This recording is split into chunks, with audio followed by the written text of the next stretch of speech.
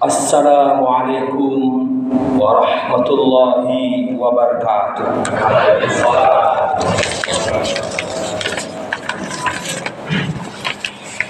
Allahu Akbar. Allahu Akbar. Allahu Akbar. Allahu Akbar. Allahu Akbar. Allahu Akbar. Allahu Akbar. Allahu Akbar. Allahu Akbar. La ilaha illallah wallahu akbar. Allahu akbar walillahil hamd. Allahu akbar kabiran walhamdulillahi katsiran wa subhanallahi bukratan wa asila. La ilaha illallah wahdah sadaqa wa'dah wa nasara 'abdah wa a'azza jundahu wa hazama al-ahzaba wahdah. La ilaha illallah wallahu akbar. Allahu akbar walillahil hamd. Innal hamdalillah nahmaduhu wa nasta'inuhu wa nastaghfiruh wa na'udzu billahi min shururi anfusina wa min sayyiati a'malina. Man yahdihillahu fala mudilla lahu wa man yudlilhu fala hadiya lahu.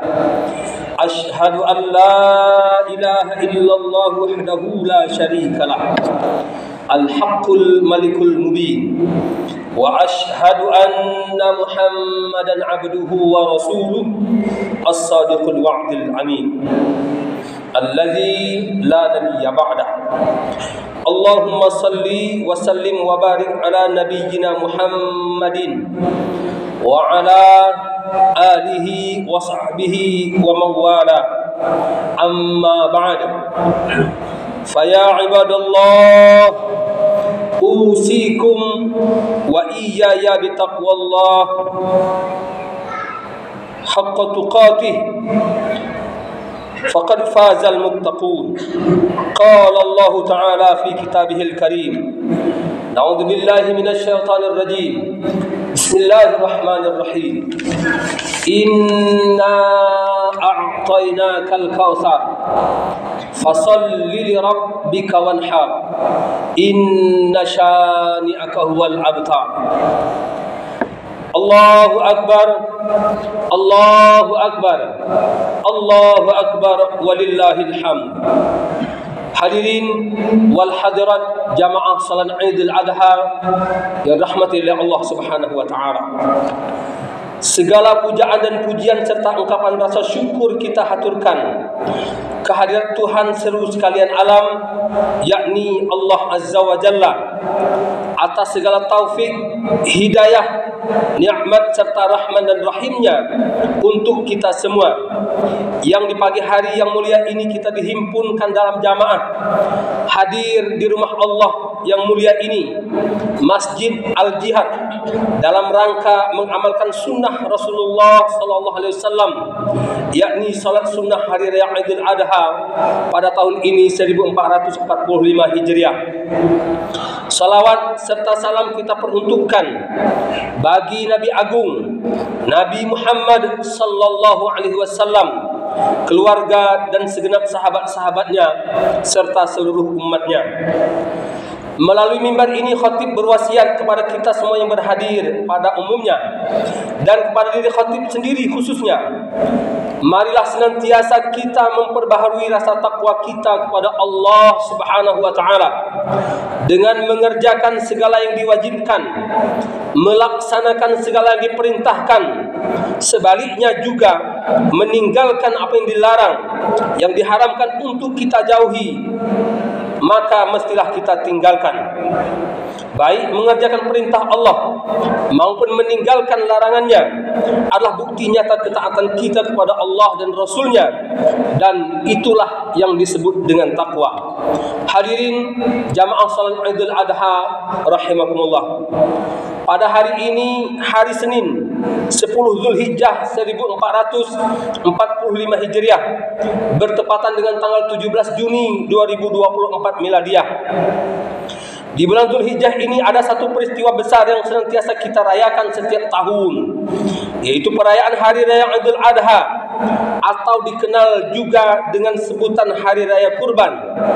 Selain melaksanakan ibadah salat sunnah 2 rakaat, kita juga memotong hewan kurban sampai 3 hari sesudahnya, atau disebut juga dengan hari tasyrik, yaitu tanggal 11, 12 dan 13 bulan Zulhijjah. Peristiwa kurban tidak lepas dari sejarah Nabi Ibrahim alaihissalam dan putranya Nabi Ismail alaihissalam. Kisah indah penuh haru dan menyentuh hati, syarat dengan muatan hikmah, selalu terngiang saat kita memasuki bulan Dzulhijjah, terutama di 10 hari pertama. Sebagian kecil lembaran kisah tersebut diungkapkan oleh Allah Subhanahu wa taala dalam Quran surah As-Saffat ayat 102. Hadirin jemaah salat Idul Adha rahimakumullah. Perintah berkurban terdapat dalam Al-Quran surah Al-Hajj ayat 34 yang berbunyi, "Walikulli ummatin ja'alna mansakan liyadhkuru ismallahi ala ma razaqahum min bahimatil an'am." Yang artinya, dan bagi tiap-tiap umat telah kami syariatkan penyembelihan kurban supaya mereka menyebut nama Allah terhadap binatang ternak yang telah direzekikan kepada mereka. Begitu juga dalam Al-Quran surah Al-Kautsar ayat 2, Allah Subhanahu wa taala berfirman, "Fashalli li rabbika wanhar." Maka dirikanlah salat karena Rabbmu dan sembelihlah hewan kurban sebagai ibadah dan mendekatkan diri kepada Allah. Dari peristiwa sejarah kurban yang dialami Nabi Ibrahim dan Nabi Ismail alaihissalam, setidaknya ada 3 hikmah besar yang dapat kita renungi sebagai ibrah atau pelajaran hingga menjadi ilmu untuk dapat kita amalkan. Dan ini mestilah kita tumbuh kembangkan dalam berbagai bentuk sikap, ruang dan waktu yang melingkupi setiap aktivitas dan profesi kita sesuai dengan bidang kita masing-masing. Pelajaran pertama dari peristiwa kurban adalah bahwa apa yang dilakukan oleh Nabi Ibrahim dan Nabi Ismail alaihissalam adalah selain ibadah juga merupakan simbol bagi generasi sesudahnya bahwa untuk mencapai keberhasilan dan kesuksesan dari sebuah usaha, mestilah kita harus melewati proses yang panjang yang terkadang berliku, mendaki penuh terjal, menuruni jurang yang curam, jalan penuh onak dan duri, bahkan terkadang pula beruraian air mata, keringat dan tetesan darah. Namun jika kita mampu dan bersabar menjalani proses ini, maka di ujung jalan sana kesuksesan penuh kebahagiaan telah menanti dan tentulah berhak kita miliki. Wa qul ya'malu fasayarallahu a'malakum wa rasuluhu wal mu'minun. Bekerjalah kamu, maka Allah dan Rasulnya serta orang-orang mukmin akan melihat pekerjaanmu itu. Quran surah At-Taubah ayat 105. Begitupun yang dialami Nabi Ibrahim alaihissalam. Di satu sisi beliau adalah seorang nabi dan rasul yang harus melaksanakan perintah dari Allah, sedangkan di sisi yang lain beliau adalah seorang ayah yang secara naluri sangatlah cinta dan sayang kepada anaknya, seorang putra yang selama puluhan tahun dinantikan kehadirannya. Tiba-tiba dapat perintah dari Allah agar anaknya disembelih, maka tak ada pilihan lain bagi Nabi Ibrahim selain melaksanakan apa yang sudah diperintahkan. Sami'na wa ata'na, kami dengar, kami taati. Taat tanpa tapi, tunduk tanpa tanya. Dalam Quran surah Al-Saffat ayat 2, ayat 102 Allah kisahkan peristiwa dialog antara Nabi Ibrahim dan Nabi Ismail perihal perintah penyembelihan dari Allah Subhanahu wa taala. Falamma balagha ma'ahu as-sa'ya qala ya bunayya inni ara fil manam anni azbahuka fanzur madza tara. Qala ya batif'al ma tu'mar satajiduni insyaallahu minas sabirin.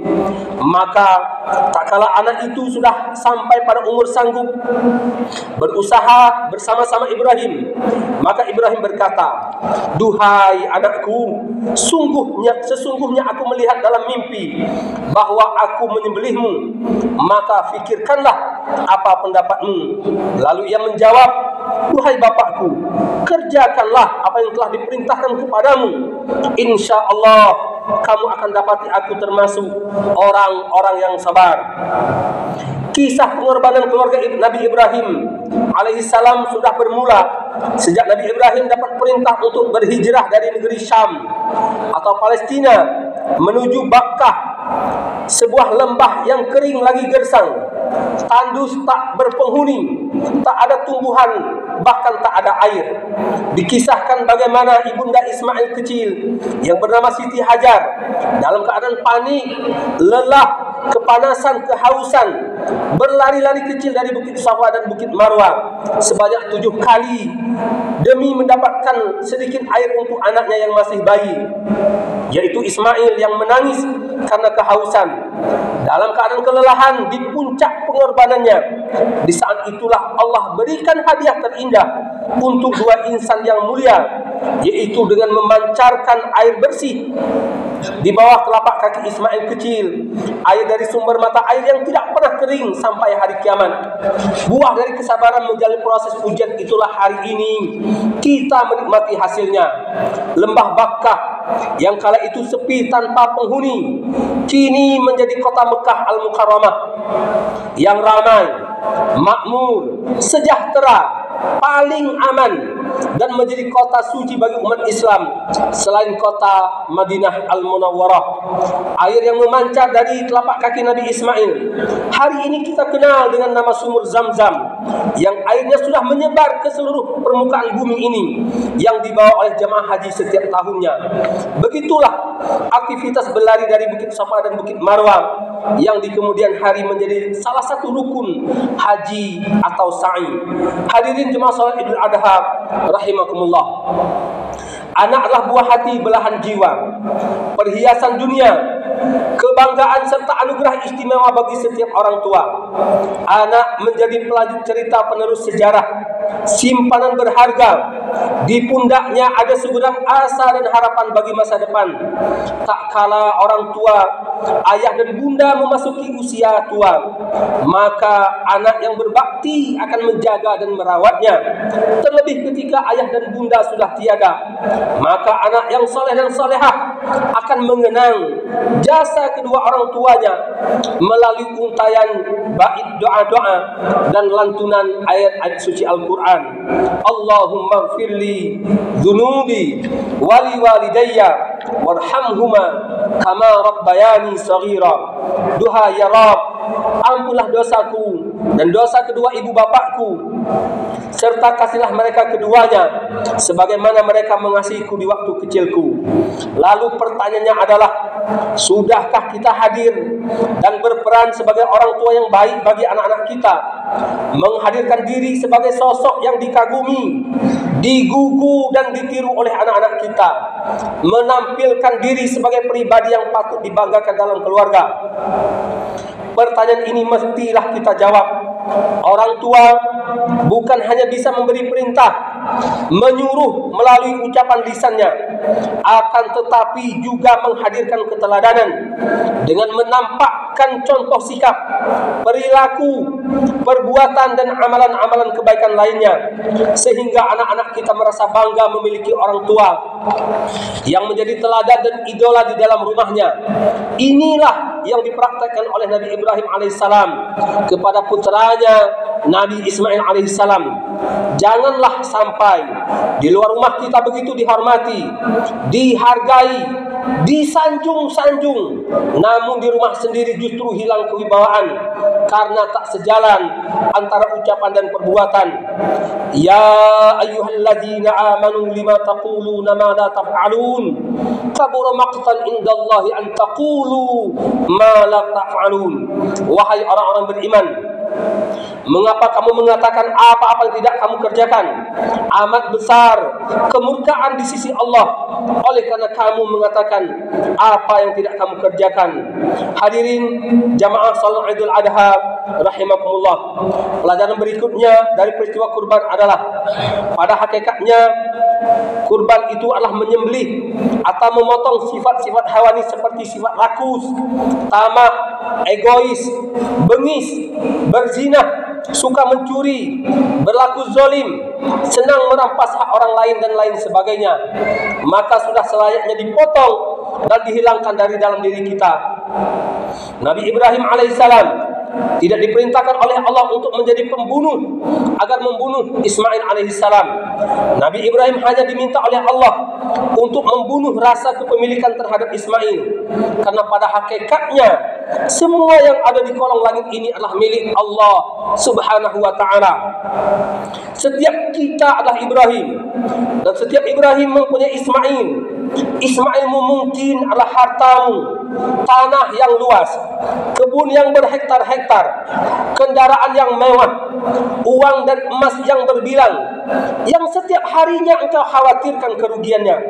Ismailmu mungkin adalah jabatanmu, Ismailmu mungkin adalah gelarmu, dan Ismailmu mungkin adalah sesuatu yang paling engkau sayangi dan engkau cintai, sehingga mati-matian engkau pertahankan, yang menyebabkan dirimu menjadi orang yang sombong, ego, merasa diri paling hebat, dan pada akhirnya tumbuh penyakit hubbud dunya wa karahiyatul maut, berlebih-lebihan mencintai harta dunia dan takut akan datangnya kematian, dan itu menjadikan dirimu jauh dari Allah dan rahmatnya.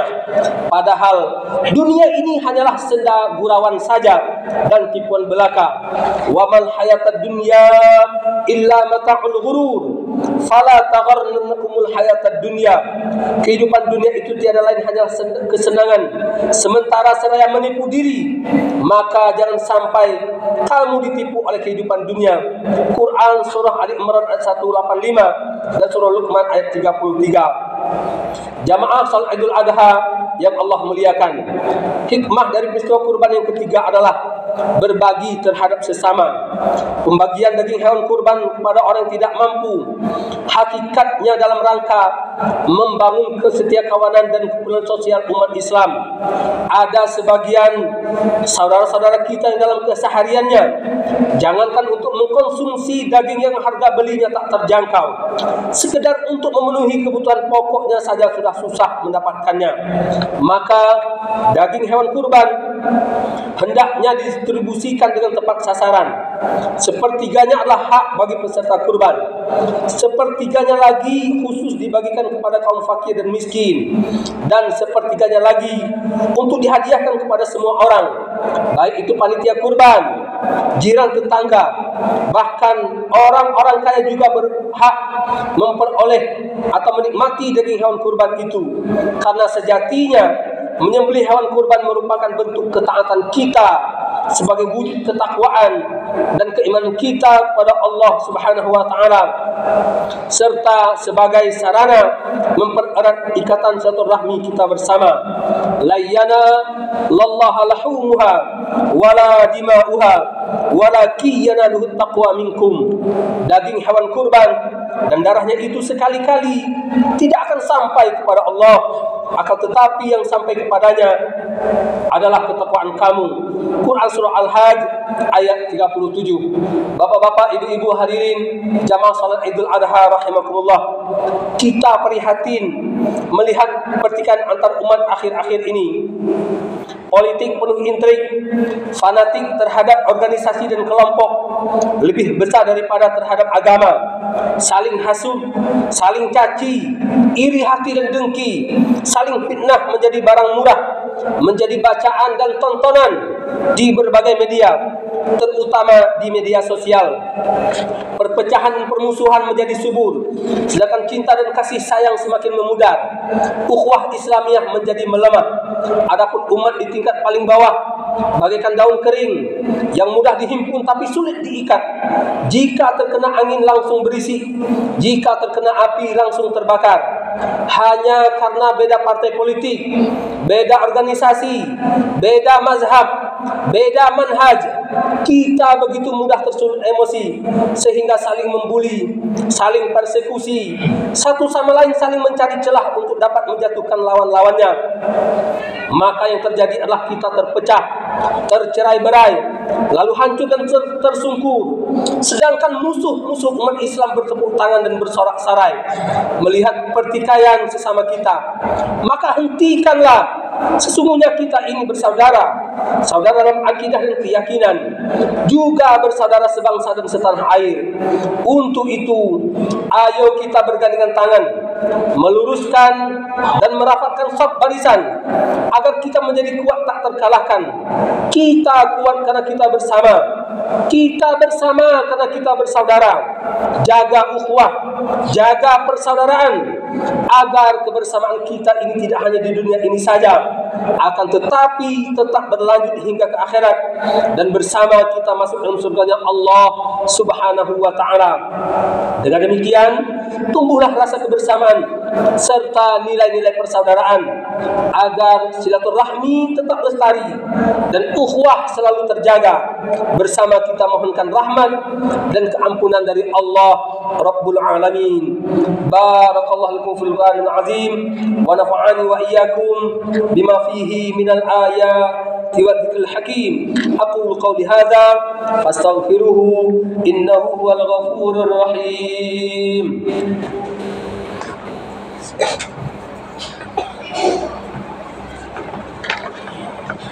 Allah